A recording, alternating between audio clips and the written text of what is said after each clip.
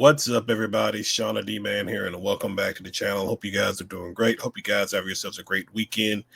We are back with episode 20 of the Auburn podcast for the 2025, 2024/2025 year. I did miss one on Tuesday when Auburn lost to Texas A&M. I just had a lot of things going on, so I did not get a chance to necessarily talk about that game, but. But we are back with today's game where Auburn falls to Alabama 93-91 on a last-second buzzer beater by Mark Sears in a game that more than likely is going to should have potential to be game of the year. Obviously, we all remember what happened in Coleman Coliseum when Auburn traveled there earlier in February. Auburn obviously won that game very handily. This game was a good game. I mean, you can be upset with the results of the game, but it was a really fun game to watch. Two very good basketball teams playing to their best. Obviously for Auburn, you lost to Texas A&M on Saturday or on Tuesday. Come back and senior night, hang the banner of being the 2025 regular season champs, and then go to lose by 2 points in a game where I believe Auburn had the opportunity to, especially down the stretch, put the game away, especially at the end of regulation where you had the opportunity to put the game away in regulation. I didn't like the call for Johni Broome got the ball, and I personally would have rather have had Tahaad, Denver, or Miles Kelly with the ball, maybe even Tahaad because of the way he played in this game. And we'll get into the stats and everything here in a couple of minutes, but like missed free throws down the line. It took Grant Nelson for Alabama to have a really solid game, particularly in the first half, for Alabama to be really in the game as well, because Grant Nelson didn't shoot. He didn't make a shot till maybe less than 5 minutes left in the game, if I remember correctly. And so he had 15 or 16 points, I think, at the end of the first half. He didn't score another point till well into the second half. Like I said, probably about 5 minutes left in the game. But Alabama learned from their mistakes from the first time. They were driving the ball a lot more into the lane. And listen, the style of the way Auburn plays defensively, they are going to get calls. They are going to get called for fouls and stuff like that. I guess you could say the refs were they were pretty consistent with a lot of their calls. They let them play for the most part, but there were some calls I was just kind of like, it's just because Chad Baker-Mazara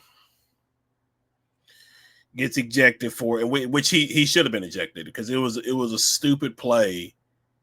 They got you ejected in this game, but you did the same thing last year in the first round matchup with Yale in the NCAA tournament. And obviously that the Yale one is a little bit different because that one was more reaction because he was hit by a Yale player, but they catch the second guy 9 times out of 10. This one, come on, because the team could have used Chad a little bit more in this game, and it was just it was stupid. It was very stupid, and Auburn already doesn't get Johni Broome, Chad, and Auburn overall at times. They typically don't get a lot of calls going their way, even at home, because of sometimes they complain and stuff like that. But there are valid reasons too, because Johni Broome, he went through this entire game.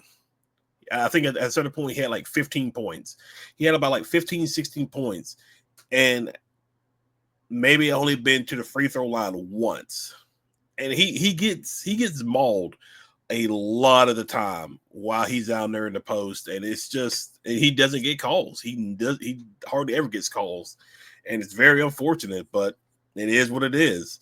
You gotta play through that. Not everything's gonna go your way for sure. But I will say, Johni Broome, he definitely locked up player of the year in my opinion. Johni Broome should be the national player of the year. And yeah, it might be a homer take, or because I'm an Auburn fan and things like that. But let's be real here. Let's be quite honest. He is playing in the best conference in the country right now, against the best competition in the country right now. Majority of Auburn's wins were against teams that were ranked in the top 25 at some point during the conference, at least the conference slate of games. So, listen, no disrespect to Cooper Flagg, but the ACC is not a powerhouse. They're not a juggernaut. Like, they're lucky to get like I don't know, maybe like 4 or 5 teams in. I think I got to look and see how many teams they're projected to get in, but it's not a lot compared to the SEC, who's probably going to get like at least maybe 10 or 12 teams in. But needless to say, I think going, so Auburn doesn't play again until like next Friday, depending on who they play in the SEC tournament. But they're off for almost a week, and then after that we got March Madness. But Auburn should be the overall seed. I think Joe Lunardi put out a tweet. Auburn should be the number 1 overall seed heading into the NCAA tournament. So, but we'll have to just see how things are with this team when they play on Friday, depending on who they play. But I thought that was quite interesting from Joe Lunardi. But as far as stats goes, and let's take a look here. Alabama, Grant Nelson had 23 points. Philon had himself a game, and other than that, they had at least 3 guys in double figures compared to everybody else. But then we go to Auburn. Johni Broome, 34 points, 8 rebounds, 3 assists. And that's why I was just kind of like, he locked up, despite what happens with Cooper Flagg and Duke against North Carolina tonight. Johni Broome is the player, at least in my book, he is the player of the year. Like, this should be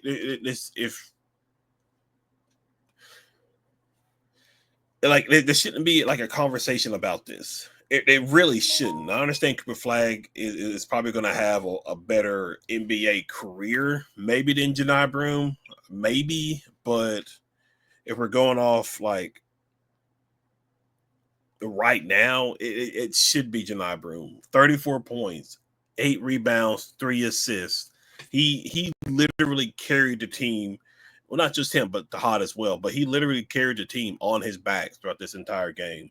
Dylan Cardwell had 6, Chad had 7, Denver, and it was you could have used both Denver and Miles early in the game. Like in the first half, neither one of them had any points. Kelly hadn't even took a shot attempt. Denver had maybe like 1 attempt in the first half, but they did come on in the second half, which was great. But you could have used some of the scoring output in the first half, and once again, Denver Jones did a great job of locking up Mark Sears. Mark Sears had been getting at least, 19, 20, 23 points a game the last 3 games, I think. And Denver Jones held him to 7.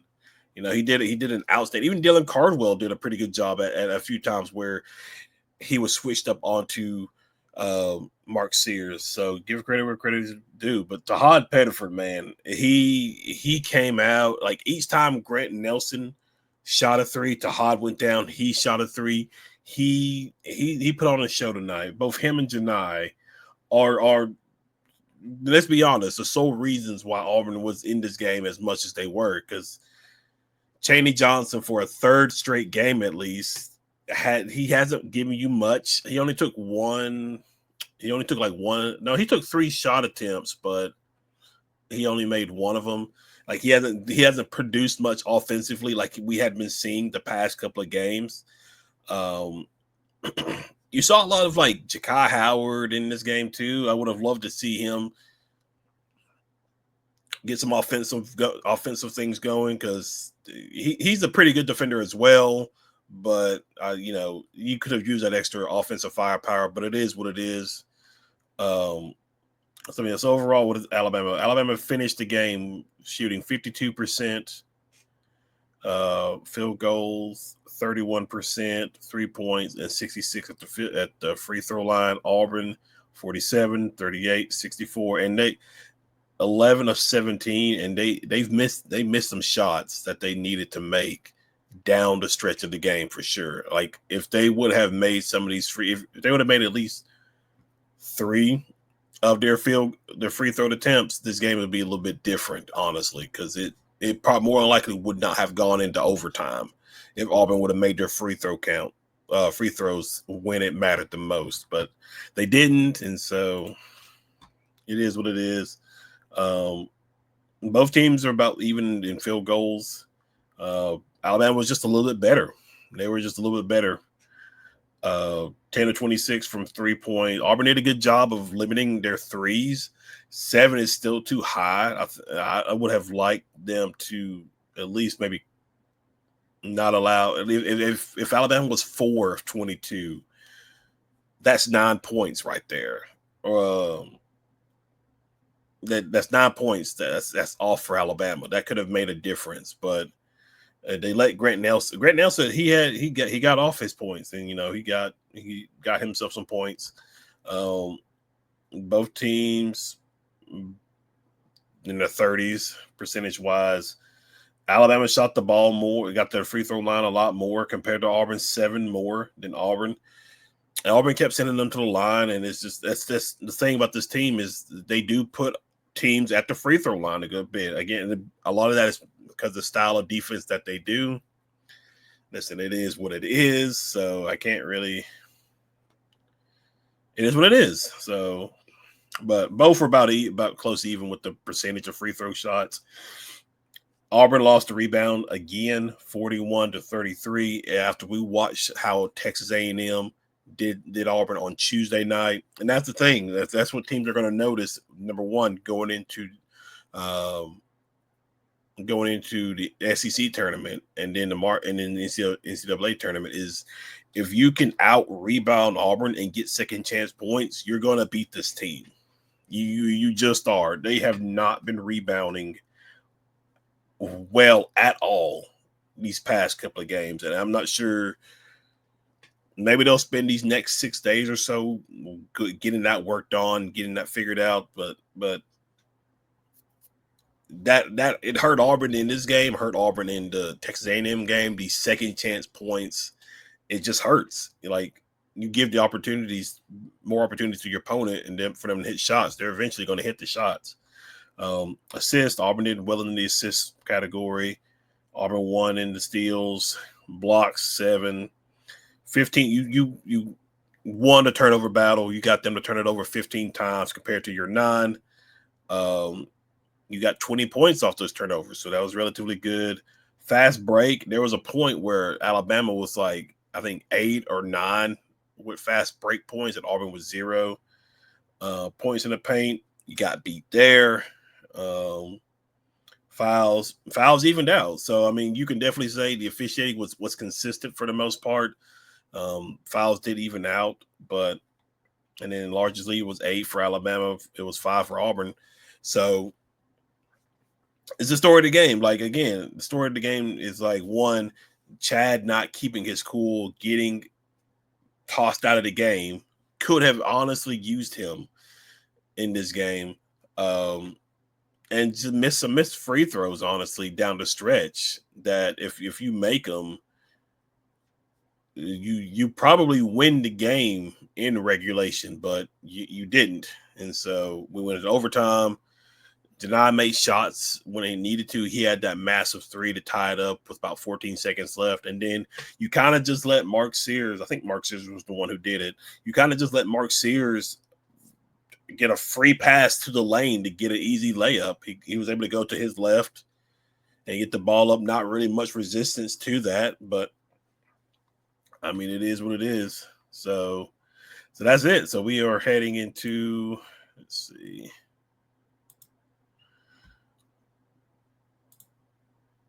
I don't think, when was this last updated? This was updated this morning. So this was updated just this morning by Joe Lunardi.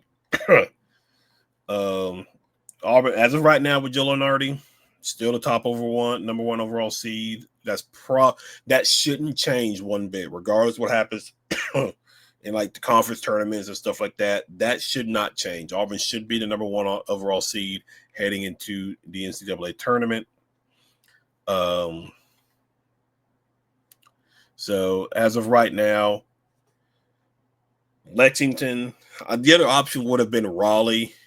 I mean, both the Lexington and Raleigh locations both would have ended up in Atlanta, I believe, for the Sweet 16. So either one of those would have been fine for Auburn.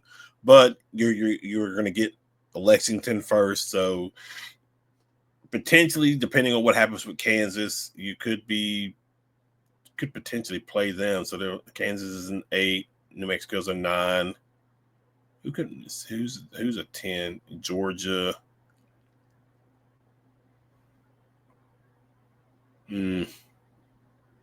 Memphis.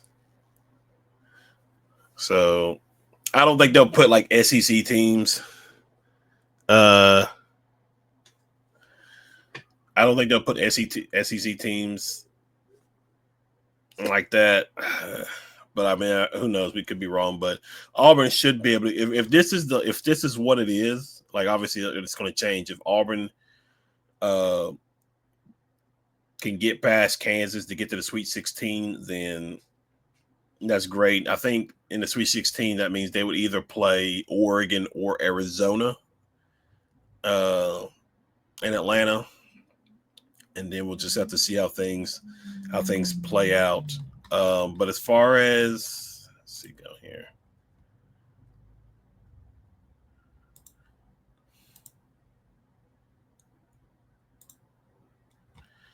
Because as far as who else is left to play, because there's still some seeding with the SEC tournament. The only teams left SEC wise is really like Texas and Oklahoma. But let's see. Go to SEC. So I think it starts on Wednesday. Yeah. So Friday, Auburn will play. They play at 12, so they'll be like the first team to play. I'm trying to remember. Because it changed. Because originally Auburn would have played Kentucky on Friday, but they beat Missouri, and so now I think Auburn would play Missouri.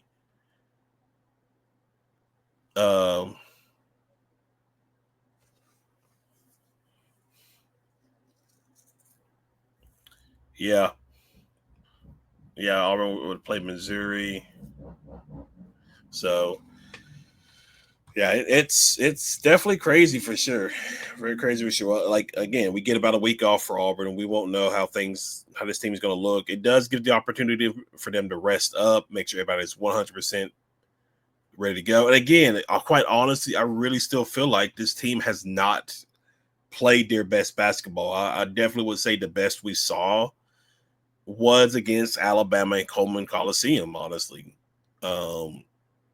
That's maybe even Kentucky. You could probably add the Kentucky game into that. Those are probably the two games where I feel like Auburn has played their best basketball. I don't know if this team has peaked yet, but there's a lot of work that needs to be done, honestly, because there's just back-to-back losses. Bruce can definitely use this to get this team focused and be like, listen, we got the SEC tournament. That's one thing, but we're about to enter March.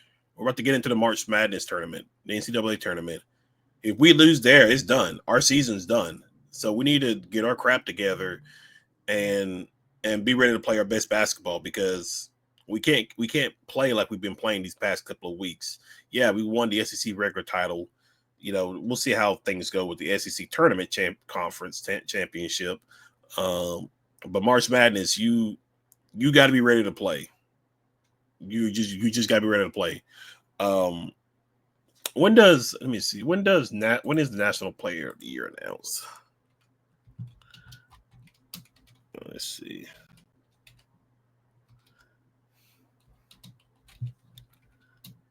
I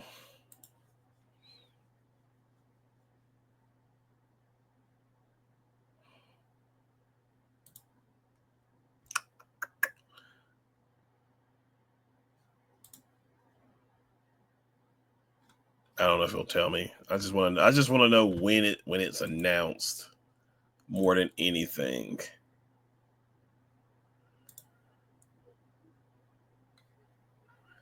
Oh,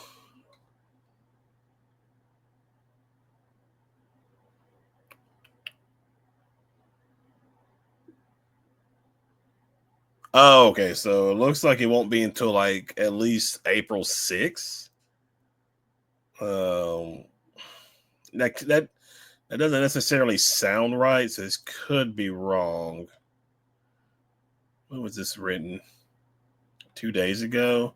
That doesn't seem right. I think, yeah, because the Final Four I think is on April 4th. So yeah, so it actually probably makes sense on when it will be announced. But yeah, tough outing for Auburn today, losing to Alabama. You don't get to sweep your rival.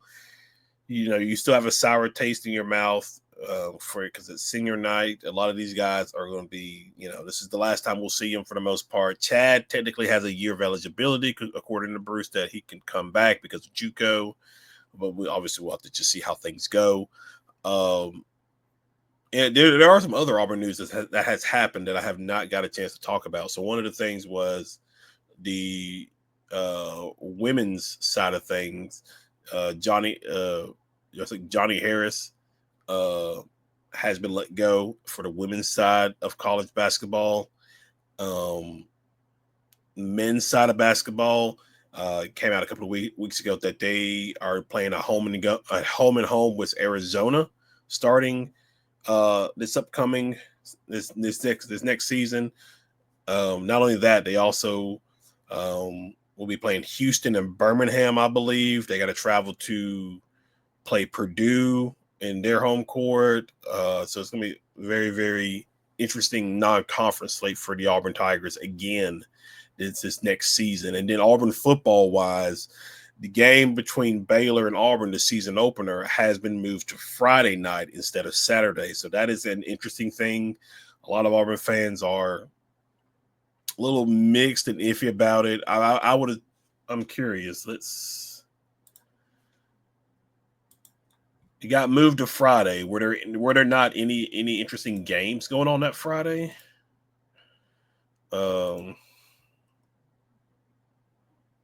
That would have been, yeah.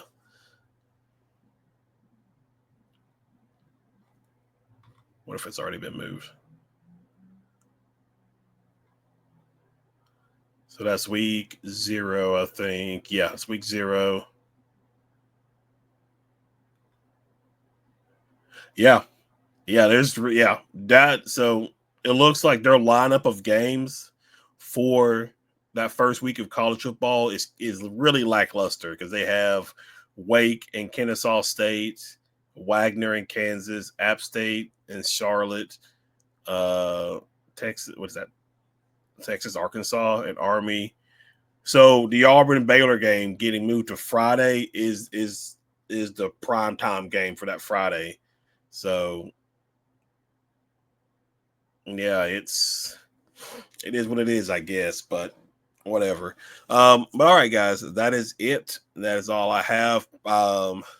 Man, we got about a week before Auburn plays again.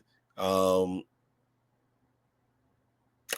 may have another video out before then, but we'll just have to see how things go. But thank you guys for hanging out. Thank you guys for watching. Be sure you hit that like and subscribe button. Be sure you comment below. Other than that, I will see you guys in the next video. Y'all have a good one.